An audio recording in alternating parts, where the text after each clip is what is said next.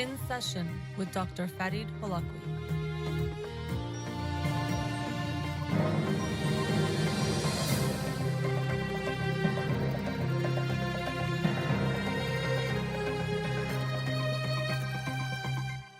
Good afternoon. Welcome to In Session. I'm your host, Dr. Farid Holakouee, and I'll be with you for the next 2 hours here on Radio Hamra. Studio number to call in, 310-441-0555. I'm a licensed clinical psychologist, so you can call in with any questions related to clinical psychology, including any emotional or psychological issues, parenting issues, and relationship issues as well. You can also follow me on Twitter or Instagram or like my page on Facebook to get updates on the show or suggest topics or books for the program. And the shows are uploaded at the end of each week to my SoundCloud page and podcast on iTunes. Again, our studio number, 310-441-0555. The book of the week for this week that I'll talk about on Monday's show is So You Want to Talk About Race by Ijeoma Oluo. So You Want to Talk About Race. And I'm about 70 pages in, and it's really a great book. I think important for people to read because race and racism is a very important topic around the world, but especially in our country here in the United States. And people often have a hard time talking about it, having conversations, because it brings up a lot of feelings, because it is a sensitive topic that lots of people can have strong feelings about. And then unfortunately, because of that, we often don't talk about it, or we're afraid to talk about it. Even people who want to help or maybe want to be involved in a positive way might not know how, or might be afraid to say the wrong things or get it wrong. And even there's a chapter about that in the book. And so I'd highly recommend it already, even though I'm just about 70 pages in, but looking forward to finishing the book and sharing it with you next week. So You Want to Talk About Race by Ijeoma Oluo. This Friday, hope to see you on the Radio Hamra cruise. We'll be Friday through Monday. We'll be there having a great time with at least 2,000 of our friends. And so hope to see you there. I'm sure I'll be doing a couple seminars, still figuring out the final schedule, but I'll be doing at least one, I think, on Saturday. And we'll see when else we can do that. So looking forward to being there. I wanted to start off the show today to share an article I came across, which was really very fascinating for me.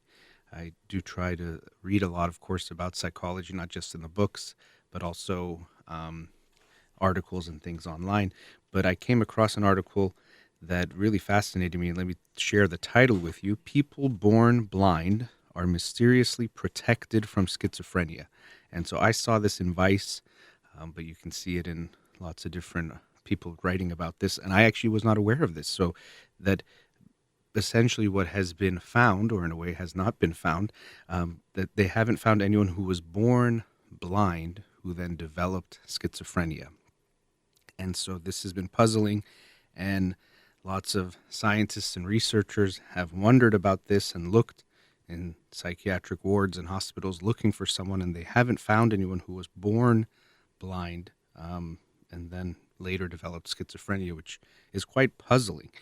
And so they're thinking that this might give us some insights into schizophrenia, what might be causing it, what might be factors that contribute to its cause. Could that have, of course, impacts on treatment and prevention? Is also yet to be seen, but it is really fascinating. So I thought it was so interesting because, again, I'd never heard this from anyone myself. I'm sure some people listening had known this, but it was something quite fascinating. And still I'm trying to, I'm almost in doubt of, really, is that true? So I only read this article about 2 days ago, and I'm still trying to figure it all out for myself and understand it better, but wanted to share that with you since it was so fascinating to me. And so there's a lot of things that are interesting about this finding. One is, so one of the main features of schizophrenia is the hallucinations that people can have, and that's something that's talked about in the article, is about the hallucinations. Most frequent, I believe, is auditory, but visual is also something that people experience. So essentially seeing something, having a perception that is not actually there in reality. So hearing voices that are in your head and thinking they're from someone else or outside, or seeing things that aren't there. And so what's interesting about this connection between being born blind and not developing schizophrenia is that we know that people who develop vision loss or blindness later in life, or if you are, for example, to blindfold someone for a long period of time, they might actually start to experience hallucinations. So this is, in a way, can seem almost paradoxical. But for example, if you blindfold people, and they've done studies, for example, one that was shared that they had 13 healthy individuals and they blindfolded them for 96 hours, and 10 of them reported having visual hallucinations that were quite intense and really extreme. So when we are deprived of visual input, when we have an intact visual system in our brain from birth, this actually can lead to the development of hallucinations. Something I think is called Charles Bonnet syndrome, which was mentioned in the article. So this is really interesting that there's this fact: when you're born blind, you don't develop schizophrenia, but when you lose vision, you might actually develop hallucination, something that's similar to having schizophrenia or one of those symptoms that's associated with it. And so different researchers have weighed in on some different hypotheses about what might be going on here.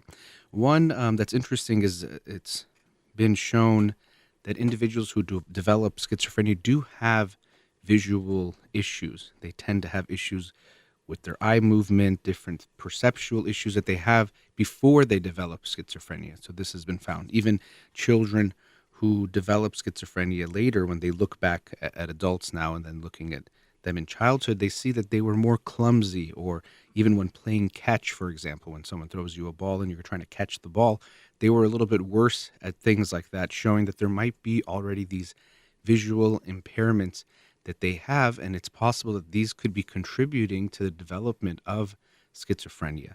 One possible explanation for that is that we live in a world, we often think, for example, I'm sitting here looking forward and hearing things, that I'm taking in everything in every moment, and analyzing or processing all that information. But what's becoming more clear, there's more people in support of theories that really what we're doing is constantly making a prediction of what we're going to see or experience. And when things don't match that prediction, we make some adjustments to take care of that error or to make sense of that error. So it's possible that people with schizophrenia are making false predictions, or there's some issue here with the prediction making because of their vision, or what they expect to see doesn't match what they see. And this could lead to some issues down the line that might contribute to the development of schizophrenia. Whereas if someone is blind, they won't have those experiences because they won't be taking in anything visually. So this might be a way that we could say that people who are born blind might be protected from developing schizophrenia, so that they don't have to deal with this potential mismatch that someone can have. Another theory, or had to deal with ways that people who are born blind, we know that the brain is plastic. I talked about this again on Monday's show, meaning that it does evolve or change, or things that we experience can lead to actual changes in the brain, and structure and connections and things like that. And so people who are born blind have to make some adjustments. So if the visual part of their brain, the occipital lobe, is one of the primary areas of the brain that deals with vision, but of course vision takes place or involves parts of the brain all over the brain. Those parts of the brain that are usually reserved for vision are going to be used to do other things. And this might serve some type of protective factor. And interestingly, one of the researchers was talking about how a lot of the strengths we see in people who are born blind are things that are actually weaknesses or deficits in people who have schizophrenia. So there could be some type of a connection there, that being born blind leads to experiences and leads to the person to have to adapt and adjust in ways that actually protects against schizophrenia. And so they're looking at those connections as well. Is there something in the neuroplasticity of individuals who are born blind, who then actually might protect them in some way from developing schizophrenia, which was very interesting for me as well. And even maybe I can acknowledge, almost embarrassingly, that when I said, it's strengths of people who have blindness, because usually we think of blindness as a disability, but of course there are ways that they make up for it, that actually make them stronger in ways than people who are born with sight don't have. So just another reminder of something that oftentimes what we look at as a disability or a weakness might have certain, of course, negative impacts on someone, but also can lead to some positives as well. There can be another side to that. And I've actually talked about that topic before, things like ADHD and creativity, how someone who might be having ADHD might actually also be more creative as well. So it's not just a bad thing, but so we can see how being born blind might actually protect someone from developing schizophrenia, which was quite fascinating. So I want to read more about this topic because it is interesting. And the article I mentioned was in Vice, but you can also just Google it and find other people writing on this. I was not aware of it, so I just wanted to share it with you today. Again, the title of that article is People Born Blind Are Mysteriously Protected from Schizophrenia. This was in Vice, vice.com. You can go online and check that out. All right, let's go to our first commercial break. Studio number 310-441-0555. We'll be right back.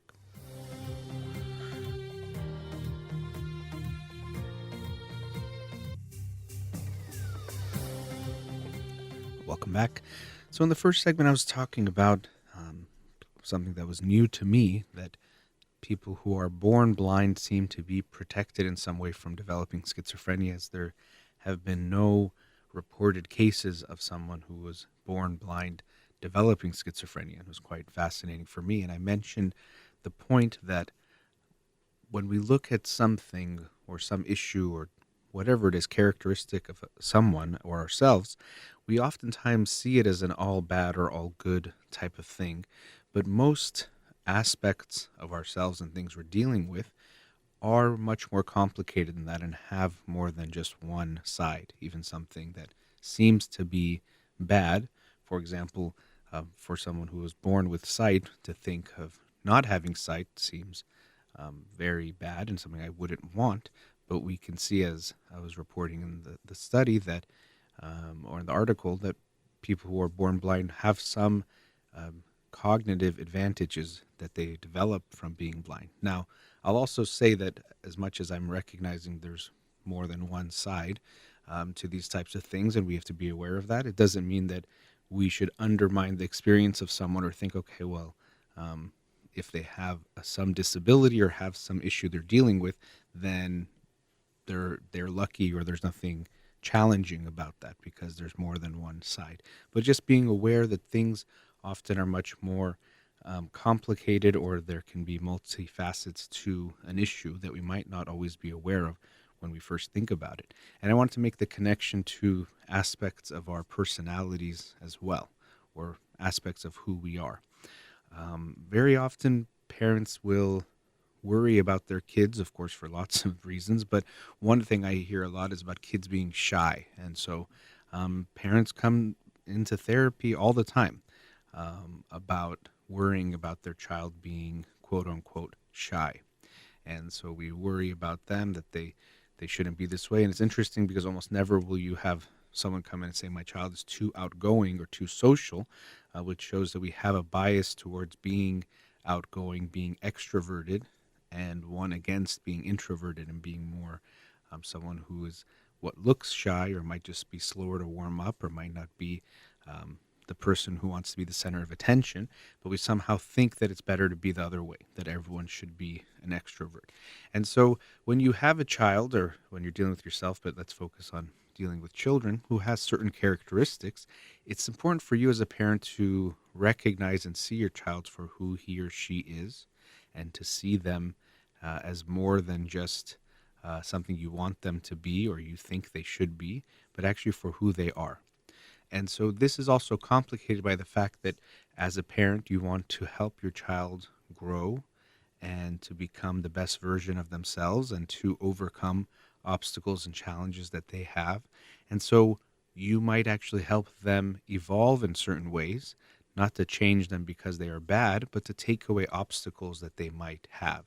So, for example, if they deal with anxiety, we know that likely they'll always have at least some level of anxiety. It doesn't usually just go away, but we want to help them face that anxiety to minimize the negative impact it has on their life.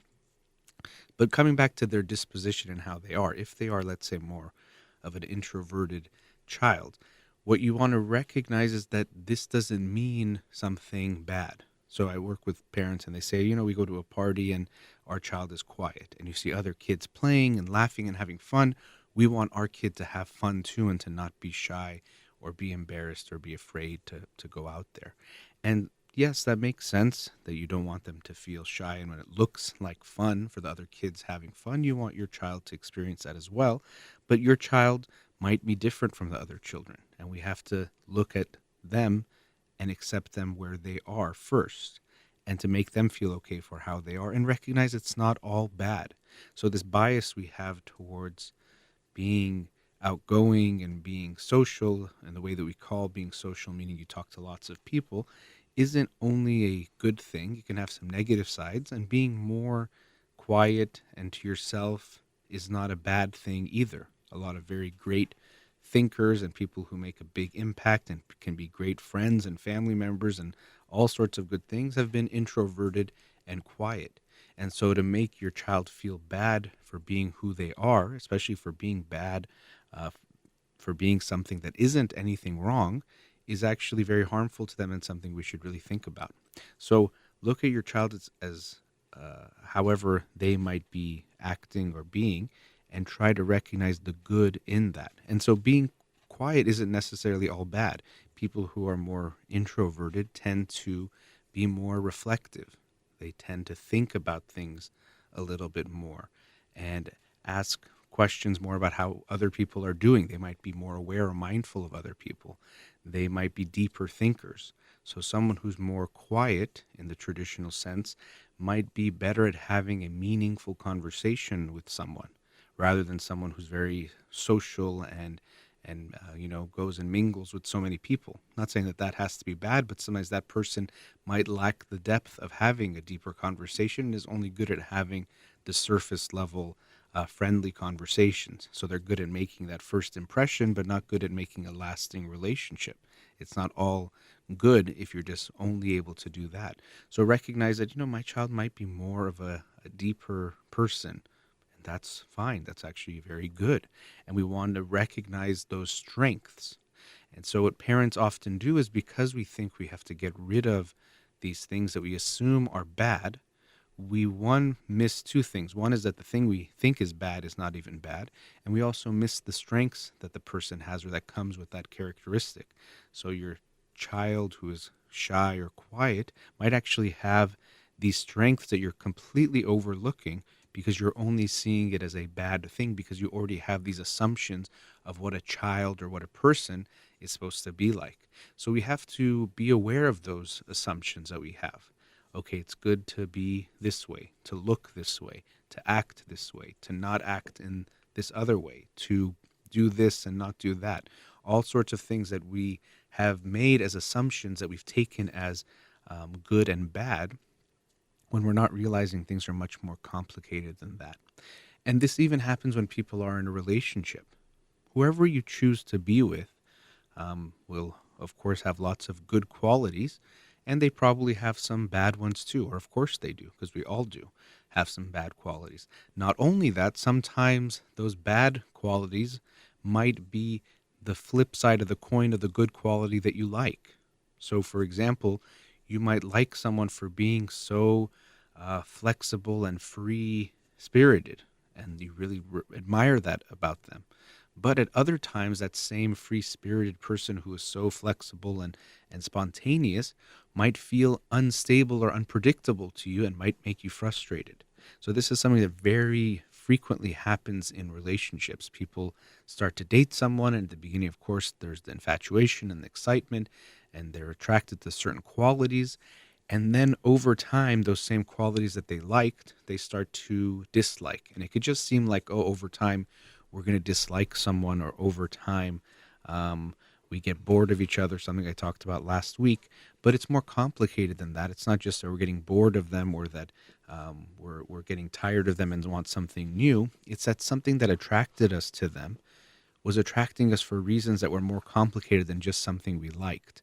Sometimes we're drawn to someone who has a quality we wish to have. So, for example, using that same example, you get attracted to someone who's very free spirited and spontaneous, and because you're someone who is actually more anxious and needs everything to be planned and prepared and doesn't like change and doesn't like for things to be different, so you like it to be a certain way. And so when you see this person, you see an unexpressed aspect of yourself.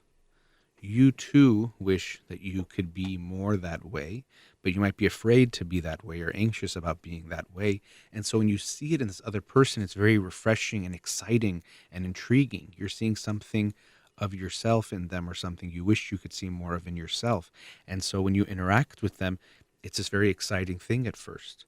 But of course, over time, as you are connecting to them more and your lives are getting more intertwined, when they are so what might feel like to you all over the place and not consistent or too spontaneous and not stable in the way that you want to be, it's going to start to upset you. And so you might feel annoyed by them. Oh, I can never depend on you, or I never know what you're going to do or you're going to say, or you try to change the plans all the time last minute. And so that thing that attracted you to that person is now something that is making you, it's a source of conflict and contention between you and your partner. And this is where we have to take a step back and think, okay, what is going on here?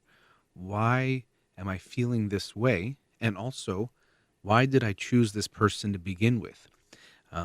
What can be interesting in therapy is that people come in for couples therapy and they talk so bad about each other at times and about their different bad qualities that you wonder, well, why did you guys marry each other, or why were you together in the first place? And you realize that it was oftentimes some of these things that were attracting them to one another at first that are now bothering them. So they actually picked someone, chose someone with these qualities that they are now complaining about. And we have to take responsibility for that. Okay, I saw that this person was this way or had these qualities, and I picked them anyway. Or maybe actually I picked them because of those qualities, and now I'm realizing why it's more complicated than I thought. But I might have thought I wanted that, but I actually didn't want all of that, or I didn't want the flip side. And we have to accept that whoever we choose to be with will have some bad qualities. And a lot of times those bad qualities will be part of the flip side of the good qualities. So, for example, you want to get a really nice, fancy car that's a sports car, and you love that it's fast, but then it's fast, so it also uses more gas, and you don't like that part. But that's part of having that kind of car that will have that type of performance, is you're going to have to fill up the tank more and spend more money on gas, which could be annoying. And I'm not going to get into the environmental aspects of it, but just from that standpoint, it's something that comes together with that. You can't have one with the other. You can't say, I want the fast car that doesn't use a lot of gas. And I guess Tesla owners might disagree with me, but that's a separate point. But my main point is to say that we have to be aware that there are trade-offs with almost all qualities that you find. Someone who is very, like I said, spontaneous might be not as predictable. Someone who is more stable, you might feel like they're boring. And that's the flip side of that. Someone who's on the other end, you might like that they're so consistent and stable and reliable, but then at other times it might make you feel like they're too boring as well. But you've picked that person. And so at the end of the day, when we pick someone to be with, of course they're not going to be perfect.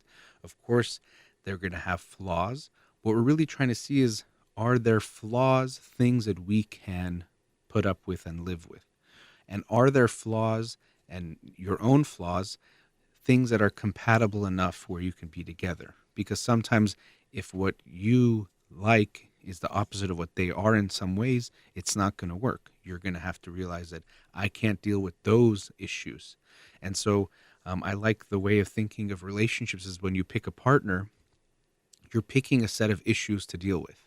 You're going to have stuff. You're going to have the fights that you have consistently. There's usually some themes. There's usually some things that you fight about that each couple has, that we fight about. For example, timing. I'm always on time, they're always late. We fight about jealousy. When we go somewhere, this thing comes up. We fight about how to spend money because I want to spend more, they want to spend less. Whatever it is, you have your set of issues that you're going to have. And you basically have to decide, along with, okay, what are all these good things that I like about the person? Are these issues that we have big enough or too much to handle, or can we handle them and be in a relationship? And John Gottman, who has done lots of research on marriages and what makes marriages and relationships work, he talks about how there are some unfixable problems. There will be some issues that you will have with your partner. A lot of them you can solve and you want to fix those. But sometimes there are some issues that just don't get resolved. There always will be a difference between you. Hopefully you'll be able to see each other's sides enough that there's that mutual respect and understanding, but you might always disagree. And rather than feeling like you have to solve that problem and fix everything, sometimes you realize that there's some things you just have to go around or live with. You'll never fully solve it, but it might not have to ruin your marriage or your relationship. And you'll learn to deal with it in some way that it leads to being less of an obstacle than it has to be, and maybe your relationship can survive. So when we're with someone and also with ourselves or with our children, it's realizing that people have lots of different qualities, and those qualities are going to have different facets to them. Some we like and some we don't like. And sometimes we'll look at someone or look at ourselves and say, no, I want to just pick this part and take away that part. And usually it doesn't work, because when you take something out, it has that good and that bad. If someone is a sensitive person, it usually means they're more considerate, more empathic, more caring, but they might get overwhelmed more or might get offended more by something. Now, they might be able to work on that to some degree, but getting rid of it completely is going to be impossible. That's going to be part of who they are. And so we can recognize that you value, whether it's in yourself or someone else, their sensitivity and their ability to be there for people, to be aware of things, to be attuned to other people, to be empathic. And you also recognize that at times it makes them respond in ways that maybe for you, you wouldn't respond, but you also recognize the skills and strengths they have as well. Usually our strengths and weaknesses are two sides of the same coin, and recognizing that can help us be more accepting and loving of ourselves and our own quirks and good and bad qualities, and also those of others as well. All right, let's go to another commercial break. Studio number 310-441-0555. We'll be right back.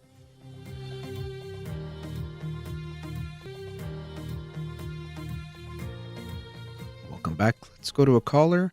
Radio Hamra, you're on the air. Hello. Hello. Yes, hi. Hi.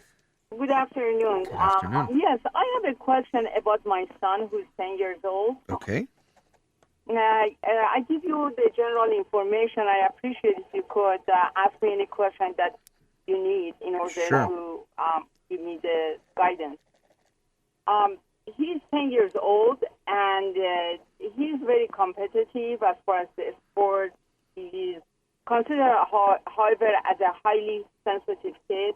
And he does very good in school, and he's very known to be very sporty boy. So he watches lots of ESPN, and he's in any type of kind of a sport, you name it. And he really takes a lot of pride for doing those sports, and he's known for that among his friends and peers. He has a sister who is about 2.5 years older than him. However, the question I have might sound very trivial, but I really need your guidance, because I got to the point that I really need some kind of way of finding how to resolve this. About 2 years ago, he had a lot of interest to, have a good shoes, a nice, a very kind of brand name kind of shoes, and I bought it once or twice. But then it seems like he is really obsessed of buying more expensive and more expensive shoes. He's looking at all those pictures on internet, and got to the point that he doesn't basically want anything except those fancy shoes, to the point that I think for his age, for what he does, is really not something we should do. So I really don't know how to, whatever price you ask him, that's what he's going to ask for. I really don't know what to do. If I'm afraid if I buy for him, he's going to get into it more. If I don't buy it, he feels like he really gets at this point, he gets really upset, very disappointed if we don't do it. What do you think I should do at this stage? Okay. So, I mean, it's going to be a long path towards what we're getting at. So I know you're probably hoping to have a solution that would be one conversation or one action that's going to change all of this, but we can see there's a lot that's going into all of this, as there always is. So, there's issues related to how he looks to others. That's very important, and you've talked about him being very competitive and good in sports. There's, I think, issues related to you wanting to make him happy and make him feel good. And maybe because he's more sensitive, as you described him yourself, you see him react in ways and you don't want to have him have those reactions. So you try to prevent them from happening. And so you don't know what to do now. And maybe that's partially what's gotten us here, is that we haven't wanted to disappoint him or say no to him in certain ways, that now if you do say no, he gets very disappointed and upset, and that puts you in a tough position. So it's going to take some time to get us back, or to help him and help you with what's going on. And just so I get an idea, when you say he likes expensive shoes, how expensive are some of the shoes that he wants you to buy for him?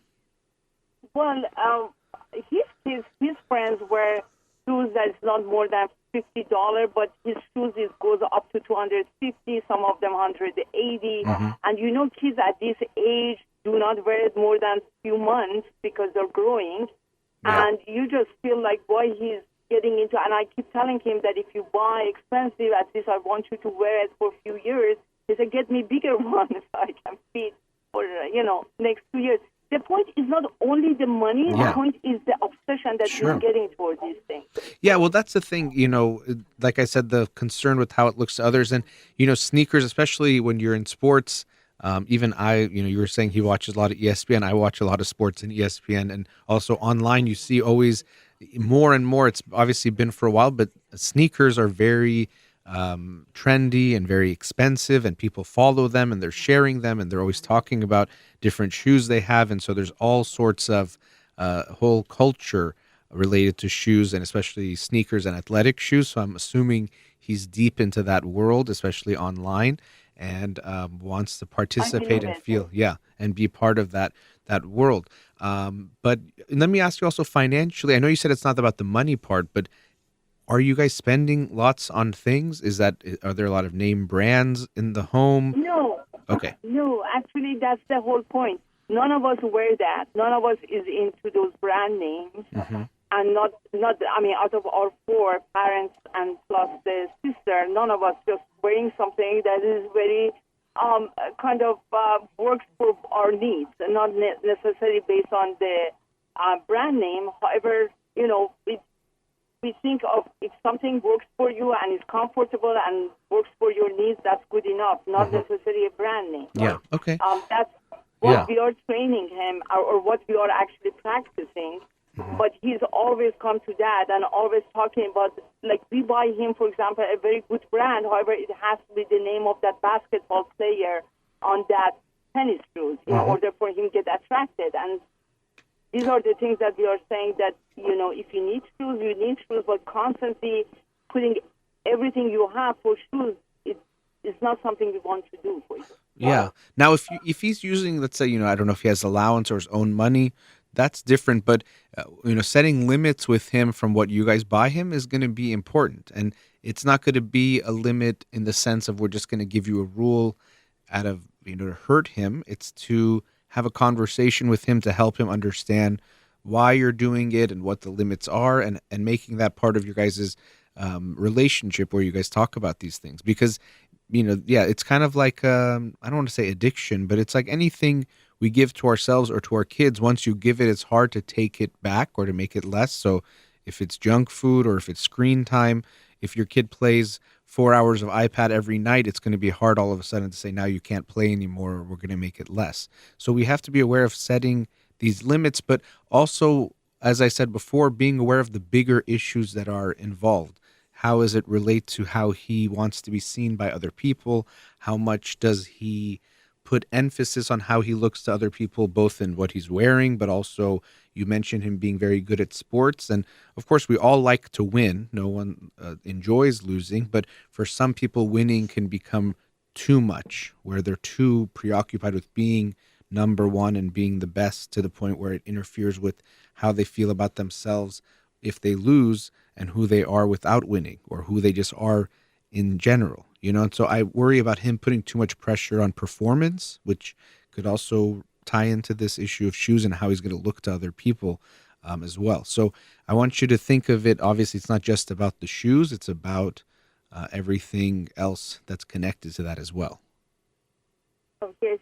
Thank you, Doctor. Do you suggest me to get some other sources of help as far as a book or something else that we need to emphasize, or how are we going to basically, we talk to him. That, as I said, that brings disappointment.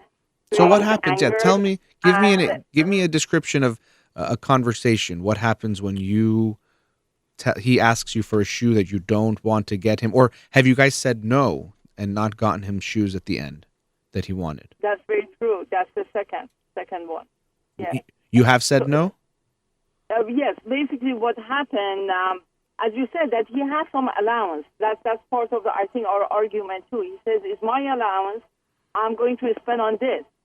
Then next time, this is the money that I got for this reason. I want to put it for this." So in some ways, you're absolutely right. There are some part that is his kind of money or allowance, or the gift that they gave him for example, his birthday or for some other things.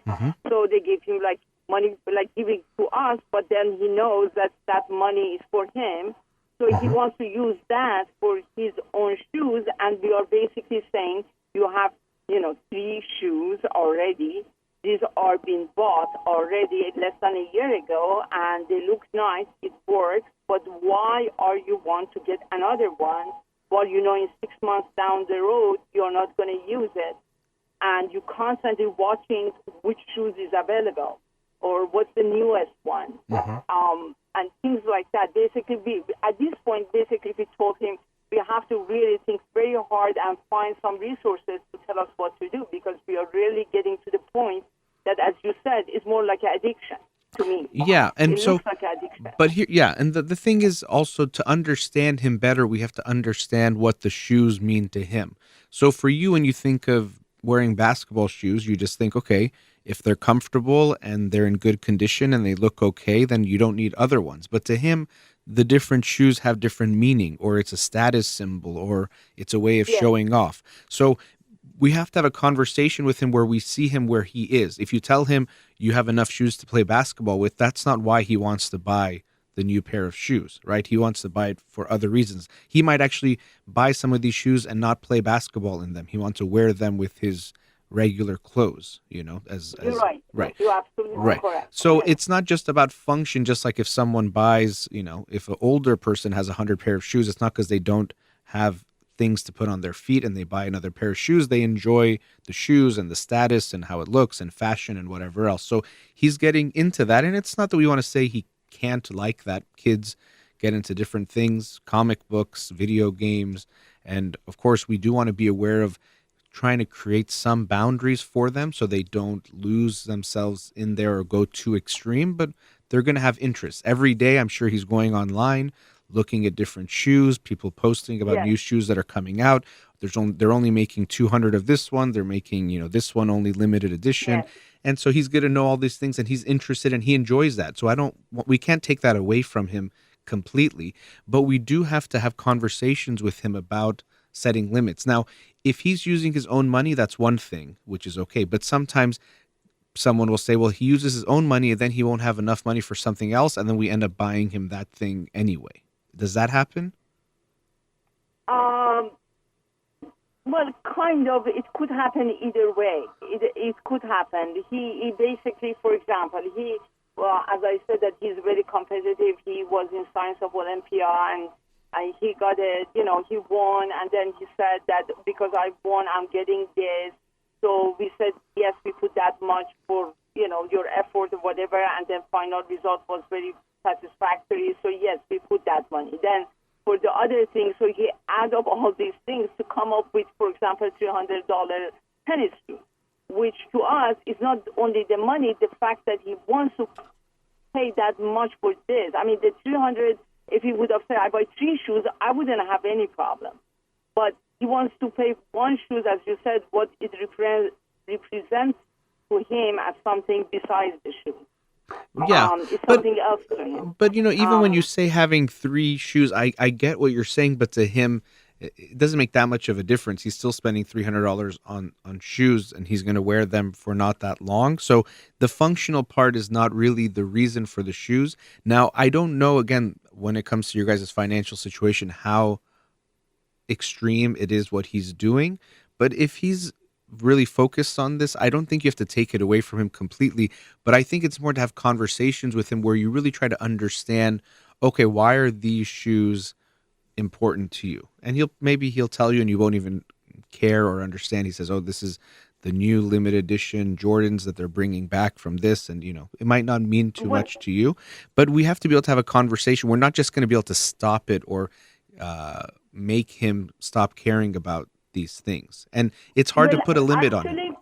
Yes, actually, we asked him what does that mean to him. He says it's a very good investment. A lot of people buy these shoes, and in 3 years, it's not there anymore. The price of this 100 becomes 300, which I never look into that, how much of truth is into that. No, there is. Well, there's people that make a lot of money, although, I mean, usually if you wear them, and they get worn out, you're not going to be able to sell them, but maybe you can. But there is a whole business.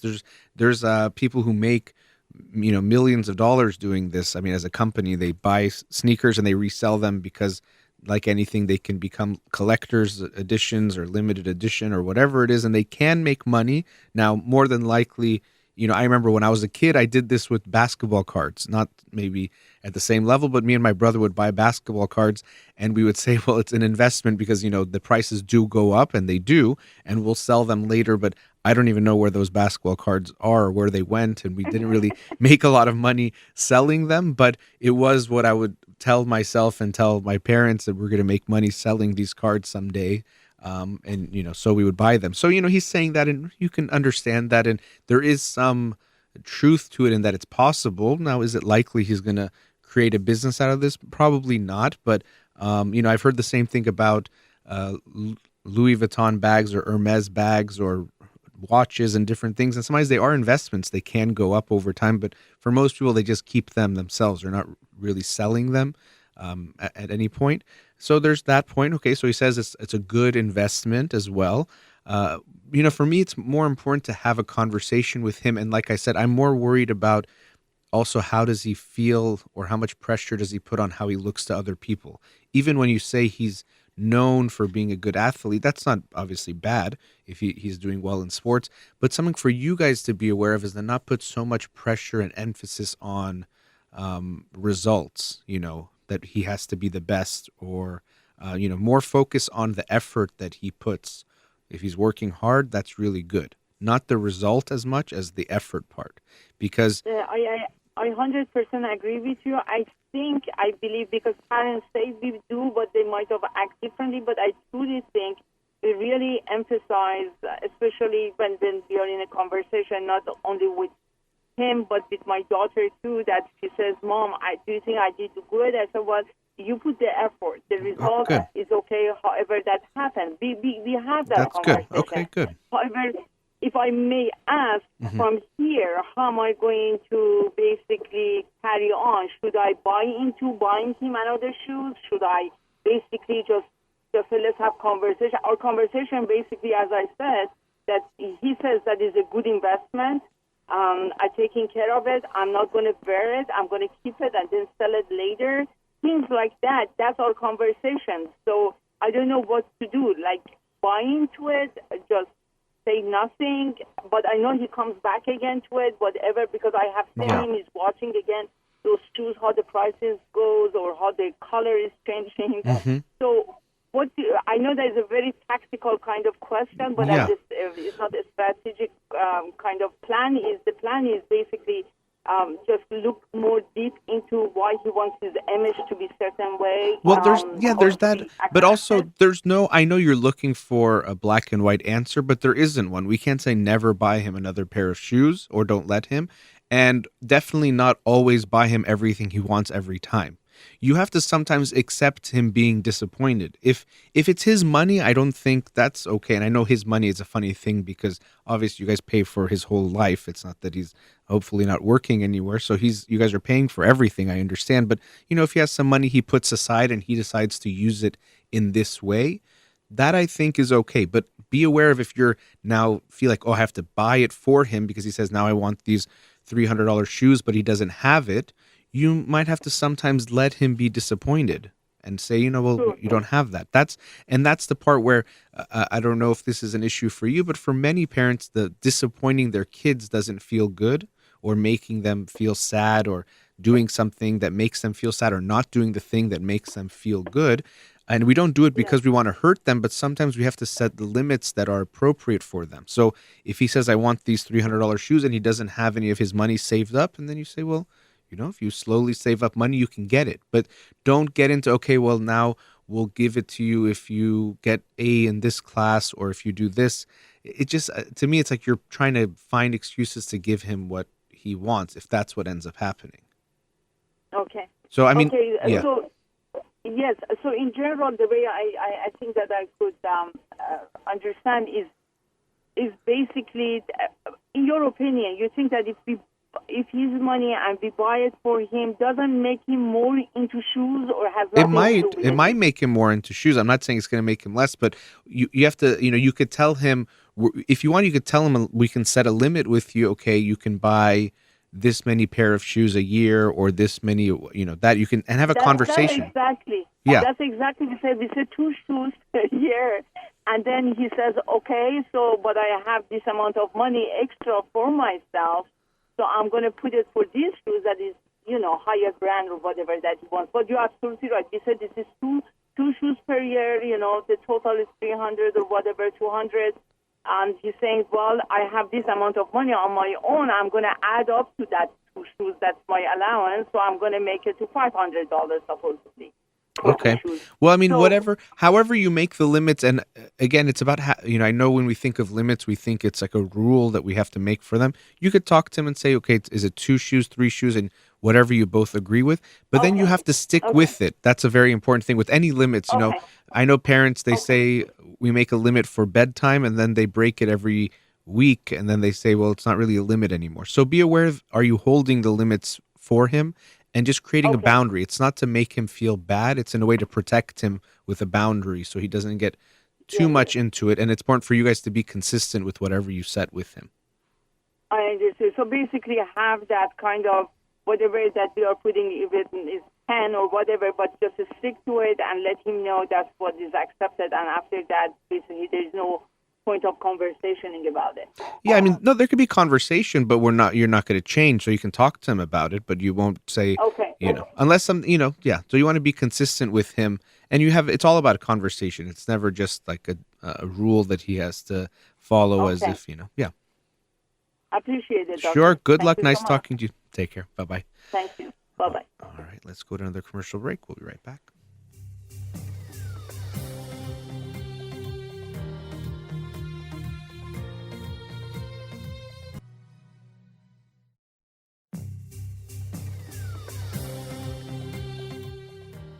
Welcome back. In the previous caller, we were talking about setting limits, and so I wanted to continue on that topic because it's an interesting one, and one that's very challenging for most people and parents to deal with. And of course, we set limits with ourselves, but I'll be talking more about setting limits as a parent on your kids. So as anything, we have to think, as anything we do, we have to think about the intentions or why we're doing something. Why are we setting a limit? And so for many people, when we think of limits, or just like when we think of laws or rules, we usually think of something that's created, or for many people, it's this feeling of something that's created by an authority that actually is just to hurt us or hinder us. For example, to get in the way of us enjoying life or having fun or doing something we like. And so there's this assumption we have about rules and limits that it's something that's made from the outside by someone who doesn't really have our best interests at heart, or who wants to take away something from us. Or even when we think of the word limit, in a way it seems like we're saying taking something away or literally limiting something. But when we're setting limits for our children, what our mindset is and what we need to recognize is the limit is in the benefit, or for the benefit of the child, to actually love our child more and to do something that's going to help them grow, help them develop, help them mature, not actually take something away.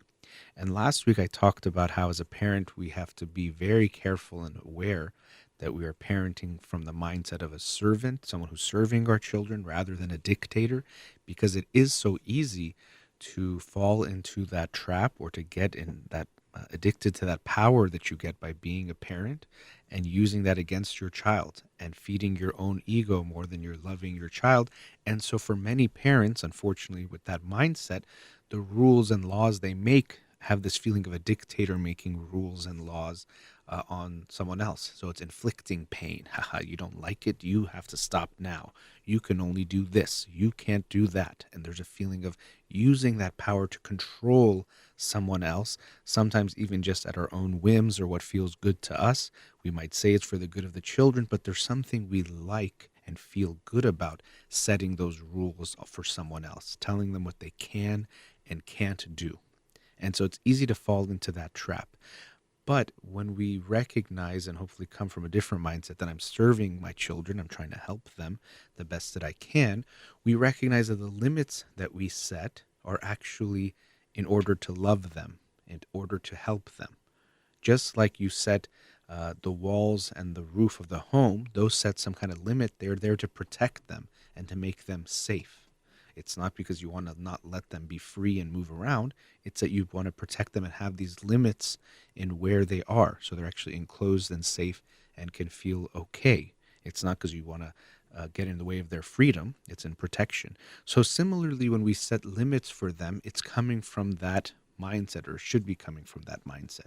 Why are we limiting the number of hours your child watches TV? Not because we don't want them to have fun or we don't want them to enjoy it, but because we actually know it is so fun and they do enjoy it so much that if we don't help them set a limit, they might watch too much to the point where they don't get enough sleep, they don't do their homework, they don't do other things, socializing with their friends, being active, other things that are also good for them. Why do we set a limit on the junk food they have? Because we know it's actually bad for them. Not because we don't want them to enjoy the yummy taste of the food. It's because we actually know that if they have too much, that can be bad for them. And we also understand it can be hard to control how much of it they have. And the more of it they have, the more of it they'll crave and keep wanting more. So we set that limit out of love, not to hurt them, not to prevent their pleasure or their enjoyment, but actually because we want to help them grow. It's coming from a place of wanting to help them. And so as a parent, we have to think about this and be aware of it, because there are some parents that can fall in love with the power of being able to set the rules and tell someone else what to do and what not to do. And then some parents go to the other extreme, where they think because I love my child, I should never set a limit on them. If they enjoy something, I should let them keep enjoying it as much as they want to enjoy it. If they want to stay up, they should stay up as late as they want. If they want to watch TV, they should watch as much as they want. If they want to eat this, they should eat as much as they want. And I'm never going to say no. If they want me to buy something, I should buy them whatever they want. I should never say no to them. We associate no and setting a limit with taking away love. And we have to realize that's not what we're trying to do. And by actually not saying no, not setting any limits, we're actually not loving our child. By allowing them to do anything, anytime, without any structure, any limitations that actually help to protect them, we're not loving them and giving them what they need. If you let your child stay up too late, that can be bad for them. If we let them play too much video games, that can be bad for them. If we let them have everything and anything they want any moment, they can get addicted to having too many things, and they can learn that the world will never say no to them and everything has to always go their way. As I mentioned last week when I talked about parents making sure they don't act as dictators, I also said we have to be careful not to let the kids become the dictators either, meaning that they can say, I want something, and we drop everything and give them everything they want all the time, no matter what age they are and no matter what they're asking us for. So we have to shift our mindset to the feeling that I'm not setting a limit to hurt them. These are limits of love. I'm setting this to help them. I want them to have enough sleep. And even that's how we communicate it to our kids. Because sometimes when we talk about setting rules and setting limits, we still have that old school mentality. Okay, laws come from above in a punishing, hurtful, oppressive type of a way. So I have to tell my kid from now on this, and this is how it's going to be because I'm setting limits. And that's not the mindset we want to show them. First of all, that the limits are against them, that we are against them, and that there's no reason or rhyme or reason for the rules. It's just because now we're saying it's a rule. We want to have a conversation with them. We wanted to talk about watching TV because we know how much you love your shows, but we know sometimes when you start watching them, it's hard to stop, and then you don't have time for homework, or you start your homework late. What do you think? And you have a conversation, and they might say, yeah, last night I just kept watching TV and I didn't stop, and then I didn't have enough time and I fell asleep doing my homework, and yeah, that wasn't really good. So we're not there to judge them and make them feel bad about what happened. We're trying to help them recognize what happened and see what we can figure out together. So what do you think we can do? What do you think is a good amount, or how can I help you? Because I know it's so hard to stop once you start. And look, we've all been there even as adults too. You start watching Netflix and you watch much more than you expected. And of course, Netflix tries to make that easier by starting the next show before you really have enough time, or maybe you really have the volition to change your mind. You're already watching it. Yeah, let me watch the next episode. So we've done that ourselves. So we really do understand. It's not that we're lying to our kids and saying, oh, you should just be able to stop anytime. It's really easy. We know it's tough. And so we have that conversation and we set that limit, realizing this is a limit that is like the house that creates the walls. It's giving them structure and it's giving them safety. We're not hurting them. We're not trying to take something away. Sometimes actually saying no and setting a limit can be a loving thing if it's done with the right intention. If you're saying no because you want to wield your power and feel powerful as the parent and the dictator, well then yeah, that no is coming from a bad place. But sometimes that no is coming from a good place. You're not limiting your child. It's just like the mindset of, I want to let my child do whatever they want and play wherever they want. So if he wants to run in the street, I should not stop him. No, of course we know we have to stop our child and protect them. We're not setting a limit from saying, I don't want you to have fun in the street. We're saying, I don't want you to get hurt. So I'm going to teach you not to go there. First, I might have to enforce it by grabbing you and picking you up if you're too little. And as you get older, I get you to realize that this is not safe to play there. Playing is really good and we want to play, but we want to make sure we play in a way that's safe. And so we learn that we play this way. And slowly your child will understand the limits and the logic of the limits and the good of the limits. And they'll have that for themselves. Because another problem about being the dictator type of parent is we parent with fear. We teach our child to fear punishment. So avoid breaking the rules so you don't get punished. Not because actually following the rules is good for you. We sleep enough time so that when you wake up tomorrow, you feel rested. It's good for your body. It's good for your brain. It's good for your emotions.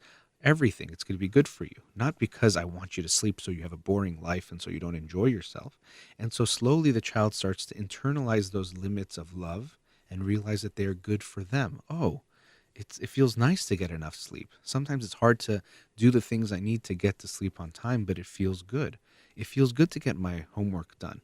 So I want to do that. It feels good to go outside instead of just being indoors all day. So I'm going to start doing that. And so we want our child to internalize those limits, those positive limits, those limits of love, to incorporate them into their own life, because when we're not there to punish them, then they're not going to follow the rules if we're just giving it to them from a punishment type of standpoint. But if we're doing it from a standpoint of these things are good for you, that's why we're doing it, then they slowly will understand that and do that themselves, and they will be that internal limiter and that parent within themselves in a good way, not limiting as in taking away, but setting the appropriate boundaries and structures for themselves in their own lives. So setting limits can be the best thing you do for your child if they are genuinely limits of love, not limits of just expressing your own power to be the dictator in the home. All right, let's go to another commercial break. We'll be right back. Welcome back. So in the previous segment, I was talking about setting limits for our children and recognizing that actually when they're done from from the right mindset. They are limits of love. They're coming from a place of wanting to help them. And at the end, I was saying how if we do this and we put those limits for the right reasons and also create conversations with them where we show them why we have these limits and why they can be helpful for us, they start to internalize them over time. And so we can look at the same thing when it comes to setting limits for ourselves, because any of us have issues that we wish we did either less of something, we are procrastinating, we wish we worked out more, ate less, didn't smoke as much, didn't drink as much, whatever it is, we have limits that we want to set on ourselves. And as actually I mentioned, when it comes to being a parent, this can help us because sometimes when we're looking at someone else's behavior, it can seem so easy. Oh, just stop playing video games so much. Stop doing this so much. But then we realize, you know what? There's issues that we ourselves struggle with. Whoever you are as a parent, there's something probably you want to limit in what you do or wish you did more of this or less of that. And so it's good to have that humility and that mindset and remember that as easy as it is to look at someone else's life and say, oh, it's so easy to just stop whatever it is you do too much of because that thing has no significance to you, they could look at you and say the same thing. So we have to keep that in mind. But when it comes to setting limits for ourselves, this can create an interesting dynamic because it brings back some of these issues of being a child and being having parents, because you're trying to be this internal parent for yourself. And so when people are setting limits for themselves, sometimes it could bring up the same feeling of I don't want to set a limit for myself. I should get to do whatever I want. That childlike part of ourselves comes out that thinks if I'm setting a limit, somehow I'm depriving myself. And again, we're not setting the limit, whether it's on someone else or on ourselves, or it shouldn't be if we're having that the right mindset, in order to harm them, hinder them, interfere with their fun or progress or enjoyment. We're doing it because we know it helps them. So if you want to go exercise in the morning, it's not because you want to feel tired or you want to feel bad in the morning and go exercise, it's that you think it's good for your health overall. The long-term benefit is there. So you sacrifice some short-term pain or discomfort, tiredness, whatever it is that you're dealing with, because you think it's better for you in the long term. And so I've seen people, and I've done it myself, but when they set goals for themselves and then it's getting a little bit hard, they'll say, oh, forget it. I deserve to do this. I deserve to take a break. I deserve to not follow this rule. Or they say YOLO, and YOLO means you only live once. Maybe you've heard that term similar to FOMOS. They sound the same. That means fear of missing out. But there's the saying of YOLO means, oh, you know what? You only live once, so enjoy whatever you're doing, which I think is kind of funny because you can also say you only live once, so you should live your life the best way or give yourself the best results. But usually when people say that, they say YOLO, that means let me make a stupid decision or let me make a decision that feels good in the short term, but long term has negative consequences for me, but I just want to do it. And so it's giving into that temptation of doing the immediate gratification rather than recognizing what might be better in the long term. And actually I don't know if it was like a meme or a picture in the last few days that I really liked. It said, work out because you love your body, not because you hate your body. So it's not that you're working out because you don't like how you look and you think it's so bad. It's actually because you want to do something that's good for your health and to give more love towards yourself. And that's the same thing we're doing when we're setting these limits. It's not because you hate yourself and who you are is bad, or it's not because you hate yourself and you want to not enjoy life or feel good. It's because you know it'll be good for you in the long term. So the limits are limits of love that you're putting on yourself, because we know that we are driven towards doing things that feel good in the short term. Even our whole emotional system, essentially, and on the talk I do on the cruise, it's going to be related to emotions and why they're so important. Our whole emotional system is essentially about going towards something or going away from things. Either pursue or get closer or withdraw from something. That's a good thing, go towards it. It's a bad thing, go away from it. Now, of course, as humans, it becomes much more complicated than just about safety and danger or feeling good and feeling bad, but it essentially comes down to those things. And so in the moment when you are left choosing between something that feels good now and something that's going to feel good in the long run, it makes sense that there's a lot of weight on the scale pushing you towards doing the thing that feels good now, because that's going to feel good now and you'll feel it and you know it's there. Whereas something in the future, you don't really know. First of all, you can't feel it, and even you don't know if it's really going to happen. Even I could understand in an evolutionary way, you don't know if you're going to even be alive to experience that. So when you're investing money, there is this sense of, okay, I can spend money now and enjoy it or do something, or maybe in 10 years, 20 years, 30 years, it'll be good. It doesn't really make sense to us in a way of making it emotionally make sense in that moment, because you get to enjoy something now or maybe enjoy something in the future. And even I've talked about this recently, how when we think of our future self, it feels like another person. It doesn't feel like us. So it's even not even us really enjoying it in our mind. But anyway, so it makes sense that we're very much drawn towards doing things that feel good in the moment. That's just how we're wired, and it makes sense. We can understand it. And that's why it takes some effort and some energy to get ourselves to do the things that are better for us in the long term. It takes some planning. It takes sometimes setting limits on ourselves, sometimes having someone else set a limit for us. You get a trainer that you say, I'm going to meet you at the gym at 8 in the morning, 7 in the morning, because I might not go myself, and you're going to be there and you're going to push me to work out harder. Or you tell someone, I'm going to, I want you to wake me up tomorrow morning, or if you see me watching TV tomorrow, stop me because I have to read and let me know I have to read, because we know we might not even be able to stop ourselves in the moment. And sometimes this is called, I think it's a Ulysses agreement or a Ulysses pact, where it's basically you know that you might not be able to stop yourself later or to be able to limit yourself later. So either you impose it on yourself or have someone impose it on you. And it comes from the story, I guess it was, is it Ulysses or Odysseus? I'm blanking. But anyway, he knew that he would be drawn towards the siren's song if he let himself command the ship. So he tied himself to the ship and said, no matter what I say, don't listen to me, because he knew he would not be able to resist the temptation.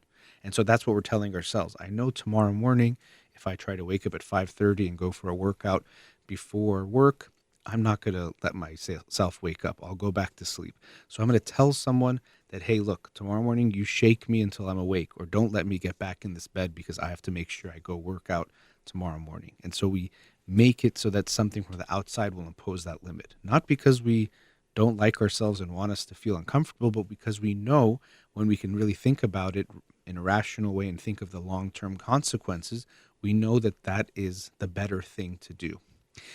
And so this also comes back to the idea of emotions and how important they are. So I think they are very important, but I also know that if we aren't as aware of them or understand them, they can lead us astray. Because if you just pay attention to the feeling, in that moment, it just feels better to go back to sleep than to wake up, even if it's better for you long term. Or if you're watching TV and you know you have to do some paperwork, it might feel better to keep watching TV if you just feel the feelings of that moment. But when you understand your feelings, you say, okay, right now this feels really nice. It's comfortable to just keep watching TV because I don't like doing the paperwork and I'm not sure about how it's going to go and it's boring. And sometimes if I get it wrong, it's frustrating and I have to do it again. So it feels better to watch TV, but I know that if I overcome this feeling right now and I get started on the work, I will feel much better later on, because as I'm fully aware of my feelings, I also recognize that there's some anxiety about not having the paperwork done.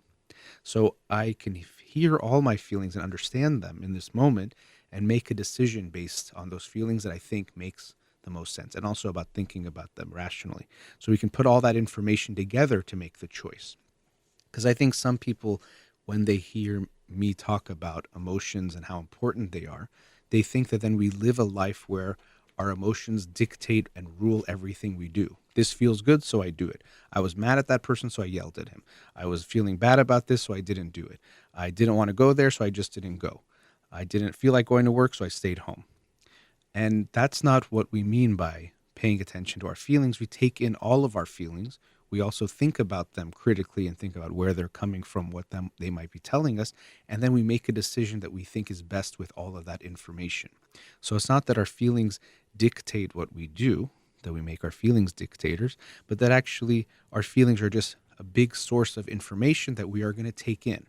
So I'm taking in that information, thinking about the future, why I might be feeling this way, and then make a decision based on all of that information, not just acting on the feeling. So when we come back to the idea of setting limits for ourselves, we have to recognize again, what does that limit mean? If it feels like punishment, it might mean that throughout your life you felt like laws and limits that you've had coming back from your family and also maybe in society have been looked on as something that an authority figure did to punish you, to hurt you, to oppress you, to put you down in some way. They weren't making those limits from a loving space. And that might be the case. Maybe that was what you experienced in your childhood, and in some of what you've experienced in society. It very much can be the case. But now when you're setting those limits for yourself, you can hopefully shift that mindset so it's not about hurting yourself, putting yourself down, trying to take away from your enjoyment in life, but it's actually because you love yourself, you want a certain result. You go to work even when you're tired because you know you might need that money later on because that's going to take care of you. You go to exercise when you don't feel like it, or early in the morning or later than you usually do, because you know it'll help you, because you love yourself. You want it to be good for you. So we set those limits for ourselves out of love as well. And we have to challenge that feeling that could come up. Immediate gratification is always going to kick in and try to tell us, you know what, just don't do that thing. You don't need to do that. Just take it easy. Just relax. Oh, you can start tomorrow. Or how much of a difference does it make? Or you deserve to do this or deserve to do that. And of course, we do deserve breaks, and we have to be at sometimes give ourselves that flexibility. So of course, we're not going to be so hard on ourselves that we never take a break, obviously. But we have to realize sometimes that voice is not coming from a place that is knowing what's good for us long term. It's coming from a place of just giving in to temptation and feeling that immediate gratification. And it's not actually recognizing what's best for us long term. If we really love ourselves, we have to sometimes take a step back, or always really take a step back and recognize, what am I doing? What's the bigger picture of what's going on?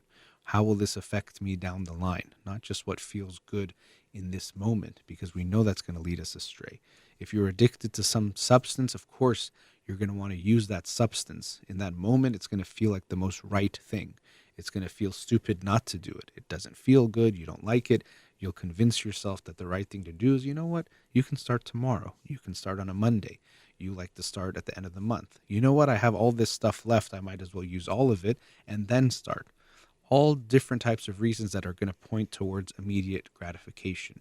So we have to, in a way, overcome that inertia that pushes us towards immediate gratification, because that's what feels good in the moment, and that's what we're wired to do, and try to overcome that and recognize that when we set limits for ourselves, it's not to punish ourselves or to make ourselves feel bad.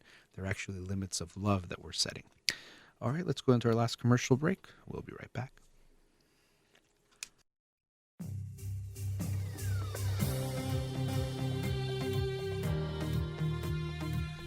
Welcome back. So in the last segment, I was talking about setting limits of love for yourself, and recognizing that when you are setting some kind of limit for yourself, it's not to punish yourself or not to hurt yourself or to take away from your enjoyment in life, but actually because you recognize it could help you in some way long term. So it's actually coming from a place of love. And so I wanted to talk about self-love for the last segment of today's show, a topic that of course sounds good in a lot of ways, but people can have lots of reactions to. And even sometimes even the notion of having love for yourself can come off as a negative thing, as some way of feeding your ego, or getting in the way of being hard on yourself as far as pushing yourself forward, because if you love yourself, you're going to be easy on yourself or soft on yourself, when it doesn't have to be any of these things. When we talk about genuine self-love, it doesn't mean love yourself in a way that puts you above other people or means that you're better than other people. It's having love, having compassion for yourself. And sometimes we can use those terms interchangeably, self-love or self-compassion. I might use love more today, but it's having that good feeling towards yourself and feeling you're worthy of being taken care of, that your rights matter, what you want matters, that you see yourself for who you are. And so it's actually something good. And also the other side where people are afraid if they love themselves, they'll be too easy on themselves. It relates to what I was just talking about in the previous segment, that when we love ourselves, we actually do things that can be challenging or hard, but not to punish ourselves, but because we think they are good for us. So I take care of myself because I love myself. I do things that are good for me long term because I love myself. I work hard because I love myself, not because if I don't, I'm a loser, or not because, if I love myself, I don't need to do anything. It's actually, no, I love myself, so I have to work hard because I deserve that. I want to work hard. I want to be the best I can be. So self-love doesn't mean at all you have to take it easy on yourself. It doesn't mean at all that you have to not try hard. It actually means you will push yourself forward in the right way. And so this again brings us back to the mindsets we tend to have about different things. That if you love something, you have it do nothing. You don't have to work. You don't have to do anything. You just sit there and relax, and that's all you have to do. Reminds me of that story or joke. Obviously, it's not real, but of someone who dies and doesn't know if they go to heaven or hell, and then they're in a nice, comfy room, and they're bringing the person food and taking care of everything, and they're just in this bed, and they're like, "Oh, I guess I was a good person. I went to heaven," and they keep taking care of them, and then after a while, he wants to get up and walk around. They say, no, you can't get up. You have to just lay in that bed. And he says, okay, but I want to do this, and say, no, you can't do that either. And so eventually he sees that he can't do anything. He's not allowed to do anything. And so soon he comes to realize this is actually hell. So what looks like heaven, where everything is taken care of and you don't have to do anything, is actually hell. And yet we do this with ourselves and with our loved ones. For example, as our relatives get older, we think, you know what, they should have to do nothing. We don't want them to work, to lift a finger. They just have to sit around and just, watch TV or listen to music or whatever they want to do, but they don't have to do anything. But we don't realize that's actually going to contribute to killing them. First of all, they're not being active, but also their life won't feel like it has any purpose or meaning, or that they have any value. So really, what's the point of being alive if you have no value? So we think that doing work, doing things is bad and doing nothing is good, when that's usually because what's always happened is doing things was something that we had to do for someone else. The boss, the government, some authority figure said do this, which really had little benefit for us and had benefit for them. You work hard so they make more money. You still don't get that much. You follow their rules because that's what they want. They want to have peace and order in a way that they like. So the laws haven't been for us. They haven't been for our benefit. Working hard usually wasn't for you. But really, when we get to do something, when we get to work hard in ways that feels good for us, it actually is for our own benefit, our own well-being. We feel good about that. So we should think about that mindset a little bit differently, that actually working hard is something we are lucky to do. Working hard in ways that feel good, to do things that we're good at or we feel good about, is actually something that will feel good for us. And so if we love ourselves, we give ourselves those opportunities. So self-love shouldn't be something we should be embarrassed about or think it makes us feel weak or that we're not being good. When we love ourselves, we actually want the best from ourselves. We push ourselves as hard as we can to become the best we can be. We don't just take it easy on ourselves and think, oh, I want to relax and not do anything. That's not going to feel good. That's not genuine self-love, to not work hard. If you want to be strong, you have to keep doing things, right? And that's going to make you feel better rather than feel worse over time. So self-love isn't an action of making us more lazy. It doesn't mean when we love ourselves, we don't have to do anything. When we love ourselves, we actually get to realize we want to do more. We get to push ourselves. So this is where those limits that I was talking about before actually come from a place of love. They're not coming from a space of limiting. They're coming from a place of actually helping us. They're limits in the moment, but they're actually helping us grow in the long term. If I put a limit in how much I watch TV so that I read more, that's a limit, but it's helping me grow. If I put a limit in the certain things I'm doing that might hurt me in other ways, the same thing. It's actually in the service of loving ourselves. And so another aspect of self-love that's important, that relates to this fact that people think, if I love myself too much, I'll be too soft on myself, is self-love also means we have to know ourselves. Because to really love anything, you have to know it. You have to understand it. You have to be aware of it. If you love your child, as some people do, and just say, oh, you're perfect, everything about you is perfect, well, that sounds nice. And of course, the words are pleasant, but your child doesn't really feel loved in the sense that they don't think you really see them, because you just say everything about them is perfect and good and the best and everything was the best. Well, there's not really a connection to who they are. And so the same thing with ourselves. A lot of times people think when you love yourself, that means you think you're the queen or the king and you're better than everyone else and you're stronger than everyone else. Well, no, that's not what we mean by self-love. Self-love actually means I see myself as equal to everyone else. Just like everyone else is worthy of love, I'm worthy of love as well, to love myself. So I don't put myself above other people. I actually see myself as an equal to other people who is worthy of love as well. I don't have to make myself better than others. I can see that as if I'm equal, then I should also have to work and do things, and they're going to work and do things as well. So self-love isn't I'm a god or a goddess. It's I genuinely see myself as someone who deserves care, respect, and I'm going to love myself because of that. And so if we can improve ourselves in this way, in the love that we have, we'll see that we'll actually do things that will help us in the long term as well. So if I know myself, I know my flaws and see them for what they are. But I recognize that my flaws don't make me unlovable, or my flaws don't mean I'm now not worthy of respect from myself or other people, or I'm not worthy of having my needs met. I recognize that all humans are fallible. All humans have flaws. And I too am human, and I see my flaws and I say, oh, that's how I am, and this is what I am good at and I'm not good at, and here's an area of that I can improve in or weakness. Here are some of my strengths, just like you would with a child. Again, if you genuinely see the child, you're not just saying, oh, you're perfect, you're the tallest, you're the smartest, you're this. You see them. You say, oh, she's really good at this and she's not so good at that. It doesn't mean you love her less because she's not good at something. You just recognize that's how she is and who she is, and you love her. You look at her face and you say, I love my child. You don't say, oh, well, if her nose was bigger, I would love her less, or if her nose was smaller, I would love her more, or nose was.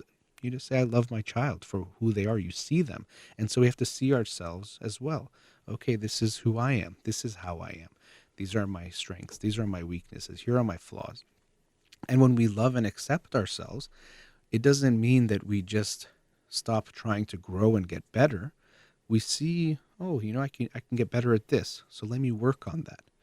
The analogy I sometimes use when we talk about acceptance and love is if you work with a child, and tomorrow I'm looking forward to seeing the kids when I tutor them, and if a child comes to me and is having a hard time with the math that they're doing, I have to accept them where they are, and I will love them and say, okay, so she's having a hard time with the multiplication. That's where she's at right now. I will love her there, but I'm not just gonna, and I'll accept her, but not just accept meaning that I don't want her to improve. I'll love and accept that that's where she is today, and I know that she can continue to grow, and I want to help her in that growth.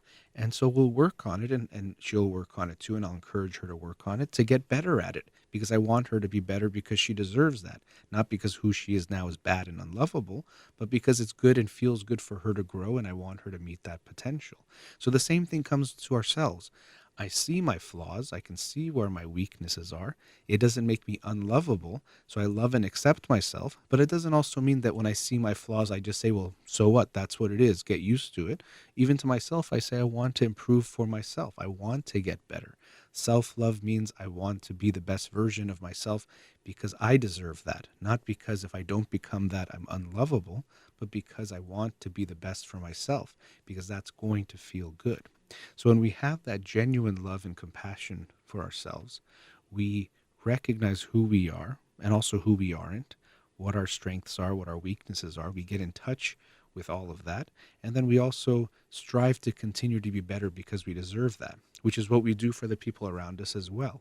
When we love them, we love and accept them as they are, but we want to encourage them to grow or help them grow in ways that they want to grow because we care about them and we know that that's what they want and that's what will be good for them. So love and acceptance doesn't mean love and accepting and resigning and saying this is it. It means I accept who you are and how you are now, and I love you, but I also want to help you grow because I know you want that. And so we can have that relationship with ourselves. Okay, this is who I am today. How do I want to continue to grow in the next day, week, month, year, and the rest of my life? And what can I do to encourage that growth and continue to become better and better and become that best version of myself?